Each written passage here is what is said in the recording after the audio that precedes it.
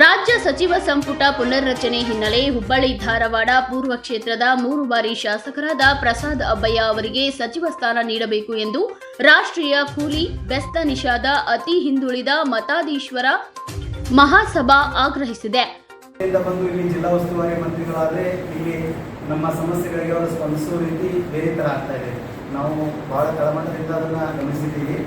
ಅದಕ್ಕೋಸ್ಕರ 3 ಬಾರಿ ಶಾಸಕರಾಗಿ ಪೂರ್ವ ವಿಧಾನಸಭಾ ಕ್ಷೇತ್ರದಿಂದ ಆಯ್ಕೆಯಾದಂತಹ ಸನ್ಮಾನ್ಯ ಶ್ರೀ ಪ್ರಸಾದ್ ಅಬ್ಬಯ್ಯ ಅವರಿಗೆ ಪತ್ರಿಕಾಗೋಷ್ಠಿಯಲ್ಲಿ ಮಾತನಾಡಿದ ಬ್ರಹ್ಮಶ್ರೀ ರಾಜಗುರು ಸ್ವಾಮಿ ಜಗದ್ಗುರು ವೇದವ್ಯಾಸ ಮಠ ರಾಜ್ಯ ವಿದ್ಯಾಶ್ರಮದ ಷಡಕ್ಷರಿ ಸ್ವಾಮೀಜಿ, ಶಿಕ್ಕಲಗಾರ ಸಮಾಜದ ಜಗದ್ಗುರು ರಾಘವೇಂದ್ರ ಸ್ವಾಮೀಜಿ ಹಾಗೂ ಇಂಡಿ ಪಂಪ್ ಪತೇಶವಾಲಿ ದರ್ಗಾದ ಮೌಲ್ವಿ ಮಲಂಗ್ ಫಿರಾ ಉತ್ತರ ಕರ್ನಾಟಕಕ್ಕೆ ಸಮರ್ಪಕ ಪ್ರಾತಿನಿಧ್ಯ ನೀಡುವ ನಿಟ್ಟಿನಲ್ಲಿ ಪ್ರಸಾದ್ ಅಬ್ಬಯ್ಯ ಅವರಿಗೆ ಸಚಿವ ಸ್ಥಾನ ನೀಡಬೇಕು ಎಂದು ಒತ್ತಾಯಿಸಿದರು.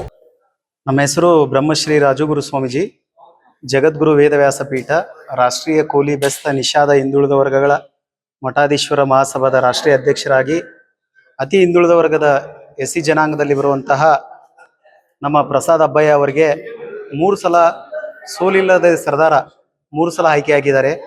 ನಿರಂತರವಾಗಿ ಜನಸಂಪರ್ಕದಲ್ಲಿರುವಂತಹ ನಾಯಕ ಮತ್ತು ಅವರಿಗೆ ಈ ಸಲ DK ಶಿವಕುಮಾರ್ ಅವರ ಸಚಿವ ಸಂಪುಟ ಸಭೆಯಲ್ಲಿ ಅವ್ರಿಗೆ ಒಂದು ಸಚಿವ ಸಂಪುಟ ಸ್ಥಾನಮಾನವನ್ನು ಕೊಡಲೇಬೇಕು.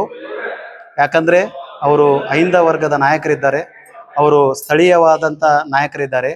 ಸ್ಥಳೀಯವಾಗಿ ಹುಬ್ಬಳ್ಳಿ ಧಾರವಾಡ ಜಿಲ್ಲೆಗೆ ಜಿಲ್ಲಾ ಉಸ್ತುವಾರಿ ಮಂತ್ರಿಗಳನ್ನಾಗಿ ಇಲ್ಲಿಯ ಶಾಸಕರನ್ನೇ ನೇಮಕ ಮಾಡಬೇಕಂತ ನಾವು ಈ ಮುಖಾಂತರ ಆಗ್ರಹ ಪಡಿಸ್ತಾ ಇದ್ದೇವೆ ಕಾಂಗ್ರೆಸ್ ಹೈಕಮಾಂಡ್ಗೆ.